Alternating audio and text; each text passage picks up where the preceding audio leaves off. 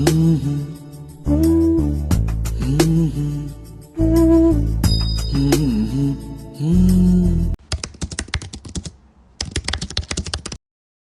Hello my dear friends, welcome back to my YouTube channel study with me ಚಾನಲ್ಗೆ ಸ್ವಾಗತ. ನಾನು ನಿಮ್ಮ ಪ್ರೀತಿಯ ಗೆಳತಿ ಚೈತ್ರ. ಎಲ್ಲರೂ ಹೇಗಿದ್ದೀರಾ ಫ್ರೆಂಡ್ಸ್? ಎಲ್ಲರೂ ಚೆನ್ನಾಗಿದ್ದೀರಾ ಅಂತ ಭಾವಿಸ್ತಾ ನನ್ನ ಸ್ಟಡಿ ಬ್ಲಾಗ್ನ ಇಂದು ಪ್ರಾರಂಭ ಮಾಡ್ತಾ ಇದ್ದೀನಿ. ಇವಾಗ ನೀವು ನೋಡ್ತಾ ಇರೋ ವ್ಲಾಗು ಅಕ್ಟೋಬರ್ 4 ಜಿಯೋಗ್ರಫಿಯ 2ನೇ ದಿನದ ವ್ಲಾಗ್ ಆಗಿರುತ್ತೆ. ನಾನು ಇವತ್ತು ಅರ್ಲಿ ಮಾರ್ನಿಂಗ್ ಬೇಗನೆ ಎದ್ದು, ಅಂದರೆ ಅರ್ಲಿ ಮಾರ್ನಿಂಗ್ 3 AM ಎದ್ದು ಫ್ರೆಶ್ ಅಪ್ ಆಗಿ ಮತ್ತು ನಾನು ಬಿಸಿನೀರು ಕಾಸ್ಕೊಂಡು ಮತ್ತು ಒಂದು 5 ಮಿನಿಟ್ಸ್ ಜ್ಞಾನಕ್ಕೆ ಕುಂತ್ಕೊಂಡೆ. ಮತ್ತು ಅದಾದಮೇಲೆ ಒಂಚೂರು ಪ್ರಾಣಾಯಾಮ ಮಾಡಿದೆ. ಇದಾದಮೇಲೆ ನನ್ನ ಸ್ಟಡಿನ ನಾನು ಇವಾಗ ಸ್ಟಾರ್ಟ್ ಮಾಡ್ತಾ ಇದ್ದೀನಿ. ಇಷ್ಟೆಲ್ಲ ಕಂಪ್ಲೀಟ್ ಮಾಡಿಕೊಂಡು ನನ್ನ ಲ್ಯಾಪ್ಟಾಪನ್ನು ಆನ್ ಮಾಡ್ಕೊಳ್ಳೋತ್ಲಿಗೆ ಟೈಮು 3:30 ಆಯಿತು ಫ್ರೆಂಡ್ಸ್. ಇವಾಗ 3:30ಇಂದ ನನ್ನ ಸ್ಟಡಿನ ನಾನು ಸ್ಟಾರ್ಟ್ ಮಾಡ್ತಾ ಇದ್ದೀನಿ. ಇವತ್ತು ನಾನು ಅರ್ಲಿ ಮಾರ್ನಿಂಗು, ನಾನು ನಿಮಗೆ ಮೊನ್ನೆ ವಿಡಿಯೋದಲ್ಲೇ ಹೇಳಿದ್ದೀನಿ, ಅರ್ಲಿ ಮಾರ್ನಿಂಗಲ್ಲಿ ನಾನು ಇಂಗ್ಲೀಷಿಗೆ ಸಂಬಂಧಪಟ್ಟಂತಹ ಕ್ಲಾಸ್ಗಳನ್ನು ಪ್ರಾಕ್ಟೀಸ್ ಮಾಡ್ತೀನಿ ಅಂತ. ಇಂಗ್ಲೀಷ್ ಸಿಲೆಬಸ್ ಕವರ್ ಆಗಿದೆ. ಟೈಮ್ ಟೇಬಲ್ ಪ್ರಕಾರ 2 ಡೇಸ್ ಟೈಮ್ ಇತ್ತಲ್ಲ, ಮತ್ತು ಅದಕ್ಕಿಂತ ಮುಂಚೆನೂ ಸ್ಟಡಿ ಮಾಡಿದ್ದೆ. 2 ಡೇಸಲ್ಲಿ ರಿವಿಷನ್ ಮಾಡೋದಿತ್ತು. ರಿವಿಷನ್ನು ಸಹ ಮಾಡ್ಕೊಂಡಿದ್ದೀನಿ. ಆದರೆ ಫ್ರೆಂಡ್ಸ್, ಇಂಗ್ಲೀಷ್ ಎಷ್ಟು ಓದಿದ್ರೂ ಸಹ ಕಡಿಮೆನೇ, ನಾವು ಎಷ್ಟು ಪ್ರಾಕ್ಟೀಸ್ ಮಾಡಿದ್ರೂ ಕಡಿಮೆನೇ ಅಲ್ಲ. ಹಾಗಾಗಿ ನಾನು ಏನು ಮಾಡಿದ್ದೀನಿ, ಡೈಲಿ ಅರ್ಲಿ ಮಾರ್ನಿಂಗ್ 3 AMಗೆ ಎದ್ದಿರ್ತೀನಲ್ಲ, ಅದರಲ್ಲಿ 2 ಅವರು ನಾನು ಇಂಗ್ಲೀಷಿಗೆ ಮೀಸಲಾಗಿ ಇಟ್ಕೊಂಡು ಪ್ರಾಕ್ಟೀಸ್ ಮಾಡಬೇಕು ಅಂತ ಡಿಸೈಡ್ ಮಾಡಿದ್ದೀನಿ. ಆಮೇಲೆ ಇಂಗ್ಲೀಷು ಮತ್ತು ಕಂಪ್ಯೂಟರ್, ಈ 2 ಸಬ್ಜೆಕ್ಟು ಡೈಲಿ ರೂಟೀನಲ್ಲಿ ಇದ್ದೇ ಇರುತ್ತೆ. ನಾನು ಕಳೆದ ವಿಡಿಯೋದಲ್ಲೂ ಸಹ ಹೇಳಿದ್ದೆ, ಇವಾಗೂ ಅದೇ ಹೇಳ್ತಾ ಇದ್ದೀನಿ ಫ್ರೆಂಡ್ಸ್. ಇವಾಗ ಅರ್ಲಿ ಮಾರ್ನಿಂಗಲ್ಲಿ ನಾನು ಇಂಗ್ಲೀಷ್ ಕ್ಲಾಸನ್ನೇ ಪ್ರಾಕ್ಟೀಸ್ ಮಾಡ್ಕೊಳ್ತಾ ಇದ್ದೀನಿ.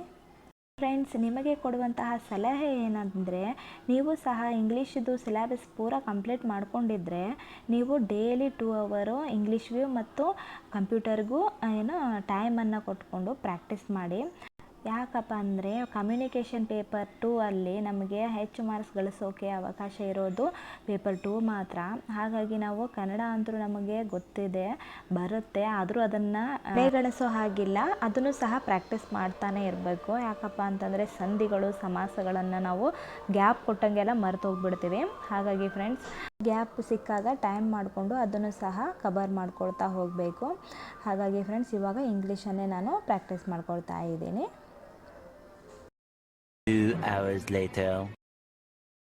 ಅರ್ಲಿ ಮಾರ್ನಿಂಗಲ್ಲಿ 2 ಅವರು ಇಂಗ್ಲೀಷ್ ಸ್ಟಡಿ ಮಾಡಿದೆ. ಅದಾದಮೇಲೆ 1 ಅವರ್ ಜಿಯೋಗ್ರಫಿ ಸ್ಟಡಿ ಮಾಡಿದೆ. ಯಾಕಪ್ಪ ಅಂತಂದರೆ, ಇದು ಜಿಯೋಗ್ರಫಿಯ 2ನೇ ದಿನ ಆಗೈತಿ. ನನ್ನ ಟೈಮ್ ಟೇಬಲ್ಲಿ ನಾನು ಜಿಯೋಗ್ರಫಿನ ಓದ್ತಾ ಇದ್ದೀನಿ.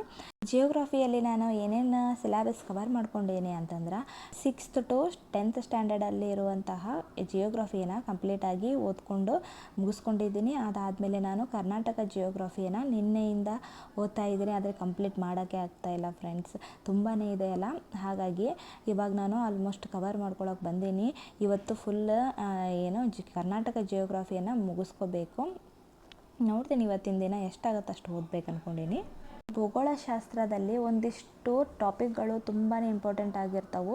ಅವುಗಳನ್ನು ನಾವು ಏನು ಮಾಡೋಕ್ಕಾಗಲ್ಲ, ಬಹೆಡ್ ಮಾಡಲೇಬೇಕು. ಅಂತಹ ಟಾಪಿಕ್ಗಳನ್ನು ನಾನು ಸ್ಟೋರ್ ಮಾಡಿಟ್ಕೊಂಡು ಆಮೇಲೆ ಟೈಮ್ ಸಿಕ್ಕಾಗ ಅಂತಂದರೆ ಟೈಮ್ ಮಾಡ್ಕೊಳ್ಳೇಬೇಕು. ಆಮೇಲೆ ನಂದು ಎಲ್ಲ ಸಿಲೆಬಸ್ ಕವರ್ ಆದಮೇಲೆ 10 ಡೇಸ್ ಬಾಕಿ ಉಳಿದಿರುತ್ತಲ್ಲ, ಆ ಟೈಮಲ್ಲಿ ಅಷ್ಟು ಬಹೆಡ್ ಮಾಡೋಕ್ಕೋಸ್ಕರ ಅದನ್ನು ಇಟ್ಕೊಂಡಿದ್ದೀನಿ. ಇವತ್ತಿನ ದಿನ ನಾನು ಕರ್ನಾಟಕ ಜಿಯೋಗ್ರಫಿನ ಕಂಪ್ಲೀಟಾಗಿ ಮುಗಿಸ್ಕೊಂಡೆ. ಆದರೆ ಭಾರತದ ಜಿಯೋಗ್ರಫಿ ಐತಲ್ಲ ಫ್ರೆಂಡ್ಸ್, ಅದನ್ನು ನಾನು 6th to 10th ಸ್ಟ್ಯಾಂಡರ್ಡ್ವರೆಗೂ ಏನು ಭಾರತದ ಸಿಲೆಬಸ್ ಬರುತ್ತಲ್ಲ ಫ್ರೆಂಡ್ಸ್, ಅದನ್ನು ಅಷ್ಟೇ ಓದ್ಕೊಂಡಿದ್ದೀನಿ. ಮತ್ತು ನಾನು ಓದ್ಕೊಂಡೇ ಇಲ್ಲ. ನೋಡಬೇಕು ಏನಾಗುತ್ತೆ ಅಂತಂದು.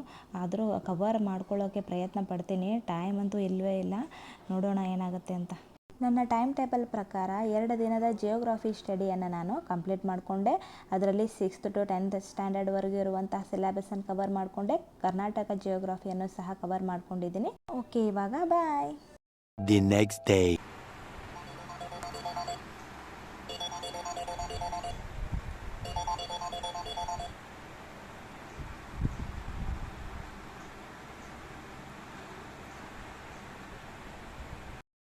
Hello friends, good morning. Next ಡೇಗೆ ಸ್ವಾಗತ. ಇವತ್ತು ಸಹ ಅರ್ಲಿ ಮಾರ್ನಿಂಗ್ 3 AM ಎದ್ದು ಮತ್ತೆ ನಂದು ಎಲ್ಲ ಫ್ರೆಶ್ ಅಪ್ ಆಗಿ ಬಂದು ನನ್ನ ಸ್ಟಡಿ ಸ್ಟಾರ್ಟ್ ಮಾಡ್ತಾ ಇದ್ದೀನಿ. ಅದಕ್ಕಿಂತ ಮುಂಚೆ ನಾನು ಯಾವ್ಯಾವ ಟಾಪಿಕ್ಗಳನ್ನು ಕಂಪ್ಲೀಟ್ ಮಾಡ್ಕೊಂಡಿದ್ದೀನಲ್ಲ ನನ್ನ ಟೈಮ್ ಟೇಬಲಲ್ಲಿ, ಅದನ್ನು ಟಿಕ್ ಮಾಡ್ಕೊಳ್ತಾ ಇದ್ದೀನಿ. ಇವಾಗ ಇಂಗ್ಲೀಷ್ನೂ ಕಂಪ್ಲೀಟ್ ಆಗೈತಿ, ಭೂಗೋಳಶಾಸ್ತ್ರನೂ ಕಂಪ್ಲೀಟ್ ಆಯಿತು. ಕಂಪ್ಯೂಟರ್ನ ಇವಾಗ ನಾನು ಸ್ಟಾರ್ಟ್ ಮಾಡ್ತಾ ಇದ್ದೀನಿ. ಅದಕ್ಕಿಂತ ಮುಂಚೆ ಕಂಪ್ಯೂಟರ್ಗಾಗಿ ನಾನು ಯಾವ್ಯಾವ ಪುಸ್ತಕಗಳನ್ನು ರೆಫರ್ ಮಾಡಬೇಕು ಅನ್ನೋದನ್ನು ಕಲೆಕ್ಟ್ ಮಾಡ್ಕೊಳ್ತಾ ಇದ್ದೀನಿ. First one computer, Gururaj Bulbule sir ಪುಸ್ತಕ. ಎರಡನೇದು ಕಂಪ್ಯೂಟರ್ ಜ್ಞಾನ ಅನ್ನೋ ಪುಸ್ತಕ. ಇದರಲ್ಲಿ ಬರೀ ಕ್ವಶನ್ ಬ್ಯಾಂಕ್ ಇದೆ. ಪರೀಕ್ಷೆಯಲ್ಲಿ ಕೇಳಲಾಗಿರುವಂತಹ ಆಲ್ ಕಾಂಪಿಟೇಟಿವ್ ಎಕ್ಸಾಮಲ್ಲಿ ಬಂದಿರುವಂತಹ ಕಂಪ್ಯೂಟರ್ಗೆ ಸಂಬಂಧಪಟ್ಟಂತಹ ಪ್ರಶ್ನೆ ಪತ್ರಿಕೆಗಳನ್ನು ಈ ಪುಸ್ತಕದಲ್ಲಿ ಕೊಟ್ಟಿದ್ದಾರೆ. ಅದನ್ನು ನಾನು ಕ್ವಶನ್ ಪೇಪರ್ ಬಿಡಿಸೋ ಟೈಮಲ್ಲಿ ಮುಗಿಸ್ಕೊಳ್ತೀನಿ. ಗುರುರಾಜ್ ಬುಲ್ಬುಲೆ ಸರ್ದು ನಾನೇನು ಕಂಪ್ಲೀಟಾಗಿ ಫುಲ್ ಓದ್ಕೊಂಡಿಲ್ಲ ಫ್ರೆಂಡ್ಸ್. ಎಷ್ಟಾಗುತ್ತೋ ಅಷ್ಟು ಓದ್ಕೊಂಡಿದ್ದೀನಿ. ಒಂದು ಮಿನಿಮಮ್ ಅರ್ಧದಷ್ಟು ಟಾಪಿಕ್ಗಳನ್ನು ಕಂಪ್ಲೀಟ್ ಮಾಡ್ಕೊಂಡಿದ್ದೀನಿ. ಆದರೆ ಇವಾಗ ನಾನು ಆನ್ಲೈನ್ ಪೇಯ್ಡ್ ಕ್ಲಾಸ್ ತೊಗೊಂಡಿದ್ದೀನಿ ಅಂತ ಹೇಳಿದ್ನಲ್ಲ ಫ್ರೆಂಡ್ಸ್. ಕಮ್ಯುನಿಕೇಷನ್ ಪೇಪರಲ್ಲಿ ಬರುವಂತಹ ಸಬ್ಜೆಕ್ಟ್ ಮೇಲೆ ಒಂದು ಆನ್ಲೈನ್ ಕ್ಲಾಸನ್ನು ತೊಗೊಂಡಿದ್ದೀನಿ. ಅದು ಕನ್ನಡ, ಇಂಗ್ಲೀಷು, ಆಮೇಲೆ ಕಂಪ್ಯೂಟರ್, ಈ 3 ಸಬ್ಜೆಕ್ಟ್ಗಳನ್ನು ಕವರ್ ಮಾಡಿಕೊಡ್ತೀನಿ ಅಂತ ಹೇಳಿದರು. ಆದರೆ ನಾನು ಓನ್ಲಿ ಇಂಗ್ಲೀಷು ಮತ್ತು ಕಂಪ್ಯೂಟರ್ಗೋಸ್ಕರನೇ ನನಗೆ ಕ್ಲಾಸ್ ಬೇಕಾಗಿತ್ತು. ಅದಕ್ಕೆ ನಾನು ಆ ಪೇಯ್ಡ್ ಕ್ಲಾಸನ್ನು ತೊಗೊಂಡಿದ್ದೆ. ಕನ್ನಡ ಏನು ಅವಶ್ಯಕತೆ ಇಲ್ಲ ಫ್ರೆಂಡ್ಸ್ ಕ್ಲಾಸ್ ಕೇಳೋದು. ಹಾಗಾಗಿ ನಾನು ಕನ್ನಡಕ್ಕೆ ಆ ಕ್ಲಾಸನ್ನೇ ಕೇಳೇ ಇಲ್ಲ. ಮತ್ತು ಬೇರೆ ಕ್ಲಾಸ್ ಕೇಳೋಕ್ಕಿಂತ ಫ್ರೆಂಡ್ಸ್, ಯಾವ ಕ್ಲಾಸನ್ನು ಕೇಳಿಕೊಂಡು ನಾನು ನೋಟ್ಸ್ ರೆಫರ್ ಮಾಡಿಕೊಂಡು ಅದನ್ನೇ ರಿಪೀಟಾಗಿ ಓದ್ಕೊಳ್ತಿದ್ದೀನಲ್ಲ, ಅದನ್ನೇ ಕ್ಲಾಸ್ಗಳನ್ನು ನಾನು ರಿಪೀಟಾಗಿ ಕೇಳೋದ್ರಿಂದ ಗ್ರಿಪ್ ಸಿಗುತ್ತೆ ಅನ್ನೋ ಕಾರಣಕ್ಕೆ ನಾನು ಒಂದೇ ಕ್ಲಾಸನ್ನು ಕೇಳ್ತಾ ಇದ್ದೀನಿ. ಇವಾಗೂ ಸಹ ನಾನು ಆನ್ಲೈನ್ ಪೇಯ್ಡ್ ಕ್ಲಾಸಲ್ಲಿರುವಂತಹ ಸರ್ ಹೇಳ್ತಾ ಇರುವಂತಹ ಕಂಪ್ಯೂಟರನ್ನೇ ನಾನು ಪ್ರಾಕ್ಟೀಸ್ ಮಾಡೋಕ್ಕೋಸ್ಕರ ಮತ್ತೆ ಇವಾಗ ರಿಪೀಟ್ ಕೇಳ್ತಾ ಇದ್ದೀನಿ. ಇವಾಗ ನನ್ನ ಸ್ಟಡಿ ಸ್ಟಾರ್ಟ್ ಮಾಡೋಕ್ಕೋಸ್ಕರ ನಾನು ರೆಡಿ ಮಾಡಿಕೊಂಡೆ, ಚಾರ್ಜ್ ಹಾಕ್ಕೊಂಡೆ. ಅಲ್ಲಿ ಇಲ್ಲಪ್ಪ ಅಂತಂದರೆ ನನ್ನದು ಲ್ಯಾಪ್ಟಾಪು ಚಾರ್ಜ್ ನಿಂದ್ರಲ್ಲ, ಇದು 1 ಅವರನ್ನು ಬರೋಂಗಿಲ್ಲ, ಅಷ್ಟು ಚಾರ್ಜ್ ವೀಕ್ ಐತಿ. ಚಾರ್ಜ್ ಇಟ್ಕೊಂಡು ಏನಾದರೂ ಕ್ಲಾಸ್ ಕೇಳ್ತಾ ಅದನ್ನು ಯೂಸ್ ಮಾಡ್ಕೊಳ್ತಾ ಇದ್ದರೆ ಅದು ಎಷ್ಟು ಟೈಮ್ ಬೇಕಾದರೂ ಬರುತ್ತಾ. ಆದರೆ ಚಾರ್ಜ್ ಹಾಕೋಲಿಲ್ಲ ಅಂದ್ರೆ 1 ಅವರು ಸಹ ಬರಲ್ಲ, ಅರ್ಧ ತಾಸಲ್ಲಿ ಸ್ವಿಚ್ ಆಫ್ ಆಗಿಬಿಡುತ್ತಾ. ಆ ಥರ ಪ್ರಾಬ್ಲಮ್ ಐತೆ ಅದಕ್ಕೆ. ಓಕೆ ಫ್ರೆಂಡ್ಸ್, ಇವಾಗ ನನ್ನ ಸ್ಟಡಿನ ನಾನು ಇವಾಗ ಸ್ಟಾರ್ಟ್ ಮಾಡ್ತಾ ಇದ್ದೀನಿ. ನನ್ನ ಕಂಪ್ಯೂಟರ್ನ ಫಸ್ಟ್ ಡೇ ಇದು.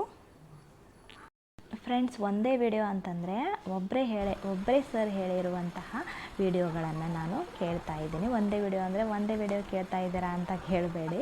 ಏನಪ್ಪ ಅಂತಂದರೆ ಒಬ್ಬರೇ ಸರ್ ಹೇಳಿರುವಂತಹ ಕ್ಲಾಸ್ಗಳನ್ನೇ ರಿಪೀಟಾಗಿ ಕೇಳೋದ್ರಿಂದ ಅರ್ಥ ಆಗುತ್ತೆ. ಮತ್ತು ಫ್ರೆಂಡ್ಸ್, ನಾನು ಇವಾಗ ನೋಟ್ಸ್ ಅಂತೂ ಮಾಡ್ಕೊಂಡಿದ್ದೀನಿ, ಒನ್ ಟೈಮ್ ಕೇಳ್ಕೊಂಡಿದ್ದೀನಿ. ಮತ್ತು ಅದನ್ನೇ ನೋಟ್ಸನ್ನು ಓದ್ಕೊಂಡ್ರೆ ಬರ್ತಾಯಿತ್ತು, ರಿವಿಷನ್ ಮಾಡಿಕೊಂಡ್ರೆ ಬರ್ತಾಯಿತ್ತು.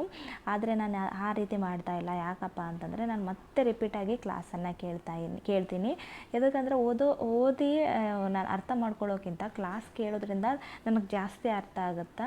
ಹಾಗಾಗಿ ನಾನು ಕಂಪ್ಯೂಟರು ಆಮೇಲೆ ಇಂಗ್ಲೀಷ್ ಇವು ಏನು ಟಚ್ಚೇ ಇಲ್ಲಲ್ಲ ಫ್ರೆಂಡ್ಸ್ ನಮಗೆ. ಹಾಗಾಗಿ ಇವಾಗ ಹಾಗೆ ಕ್ಲಾಸ್ ಕೇಳ್ತಾ ಸ್ವಲ್ಪ ಹಸಿವಾಗ್ತಾ ಇತ್ತು. ಹಾಗಾಗಿ ಚಿಪ್ಸ್ ತೊಗೊಂಡಿದ್ದೀನಿ, ಅದನ್ನೇ ತಿಂತಾ ಕ್ಲಾಸ್ ಕೇಳ್ತಾ ಇದ್ದೀನಿ ಇವಾಗ. ಮತ್ತು ಫ್ರೆಂಡ್ಸ್, ನಾನು 10:30ಗೆ ನನ್ನ ಸ್ಟಡಿನ ಸ್ಟಾರ್ಟ್ ಮಾಡಿದೆ. ಅಂದರೆ ಸೆಕೆಂಡ್ ಸ್ಲಾಟನ್ನು 10:30ಯಿಂದ ಸ್ಟಾರ್ಟ್ ಮಾಡಿದ್ದೀನಿ. 10:30ಯಿಂದ ನಾನು 2:30ವರೆಗೂ ಏನು ಮಾಡೀನಿ, ಬರೀ ಅಲ್ಲೇ ಕುಂತ್ಕೊಂಡು ಕ್ಲಾಸ್ ಕೇಳ್ಕೊತ ಕುಂತ್ಬಿಟ್ಟಿದ್ದೀನಿ.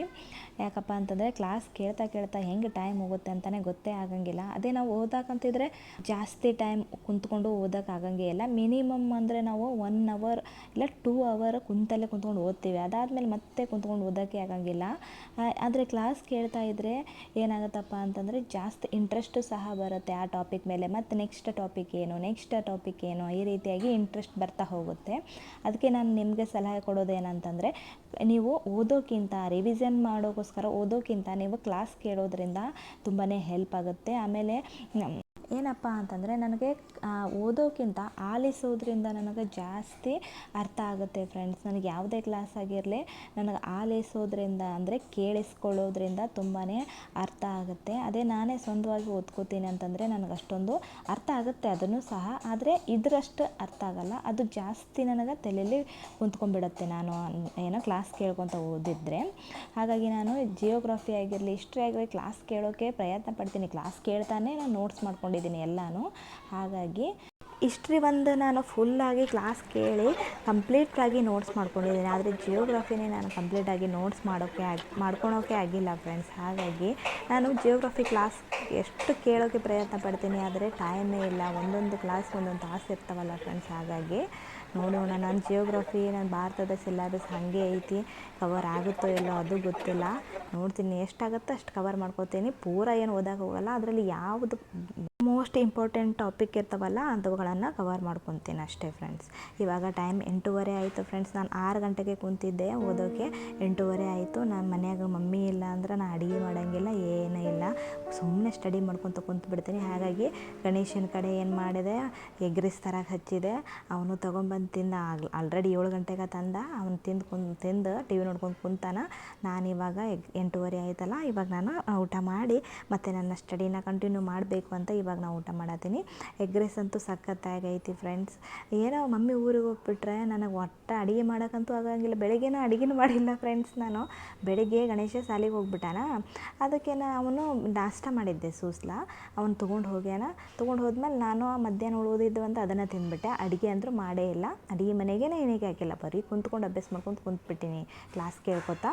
ಹಾಗಾಗಿ ಇವಾಗ ಹಸಿವಾಗೈತಿ. ಊಟನ ಮಾಡಿಲ್ಲ ಅಂತಂದ್ರೆ ಹಸಿವಾಗುತ್ತಲ್ಲ. ಹಾಗಾಗಿ ಮತ್ತೆ ಅಡುಗೆ ಮಾಡೋದೇನು ಬೇಡ ಅಂತೇಳಿ ನಮ್ಮ ತಮ್ಮಗೆ ಹೇಳಿ ಸುಮ್ಮನೆ ಎಗ್ ರೈಸ್ ತರಿಸ್ಕೊಂಡು ತಿಂದ್ಬಿಟ್ಟೆ. ಆಗ ಊಟನೂ ಆಯಿತು. ಮತ್ತು ನಾನು 9 ಗಂಟೆಯಿಂದ ನನ್ನ ಸ್ಟಡಿನ ಮತ್ತೆ ಕಂಟಿನ್ಯೂ ಮಾಡ್ತಾಯಿದ್ದೀನಿ. ಯಾಕಂದರೆ ಫ್ರೆಂಡ್ಸ್, ಡೈಲಿ ನಾನು 8 ಗಂಟೆ ಅಂದರೆ ನನ್ನ ಸ್ಟಡಿನ ಎಂಡ್ ಮಾಡ್ತಾಯಿದ್ದೆ. ಇವತ್ತು ನಾನು 10 ಗಂಟೆ ಆಗಲಿ 11 ಗಂಟೆ ಆಗಲಿ ನನ್ನ ಸ್ಟಡಿನ ಮಾಡಬೇಕಂತ ಕುಂತ್ಕೊಂಡೀನಿ. ಎದಕ್ಕಂದ್ರೆ ನಮ್ಮ ಮಮ್ಮಿ ಮನೆಯಾಗಿಲ್ಲ. ನಮ್ಮ ಮಮ್ಮಿ ಮನೆಯಾಗಿದ್ರಂದ್ರೆ ನನಗೆ ಬೈತಾಳೆ, ಬೆಳಗ್ಗೆ ನಶಿಗ್ನಾಗ ಎದ್ದಿರ್ತಿ ಮತ್ತು ರಾತ್ರಿನೂ ಓದ್ಕೊಂಡು ಕುಂತ್ರೆ ಹುಚ್ಚಿಗಿಚ್ಚು ಹಿಡ್ದಿತ್ತು ನಿನಗೆ ಅಂತಂದು ಬೈತಾರೆ. ನಿನಗೇನು ಜಾಬ್ ಏನು ಕೊಟ್ಟು ಕಳಿಸ್ಬಿಡ್ತಾರನ, ಇಷ್ಟು ಓದ್ತೀಯಲ್ಲ ಹಿಂಗೆ ಅಂತ ಭಯ ಕುಂತ್ಬಿಡ್ತಾರೆ ಫ್ರೆಂಡ್ಸ್ ನಮ್ಮ ಮಮ್ಮಿ. ಜಾಸ್ತಿ ಓವರಾಗಿ ಆಡಬಾರ್ದು, ಎಷ್ಟು ಓದಬೇಕು ಅಷ್ಟೇ ಓದಬೇಕು ಅಂತಂದು ಬೈತಾ ಇರ್ತಾರೆ. ಅವ್ರಿಗೆ ಗೊತ್ತಾಗಲ್ಲ ಫ್ರೆಂಡ್ಸ್, ಎಷ್ಟು ಓದಿದ್ರು ಕಡಿಮೆ ಅಂತಂದು ಅವ್ರಿಗೆ ಗೊತ್ತಾಗಲ್ಲ. ಕಾಂಪಿಟೇಷನ್ ಹೆಂಗೈತೆ ಅಂತಲೂ ಅವ್ರಿಗೆ ಗೊತ್ತಿಲ್ಲ.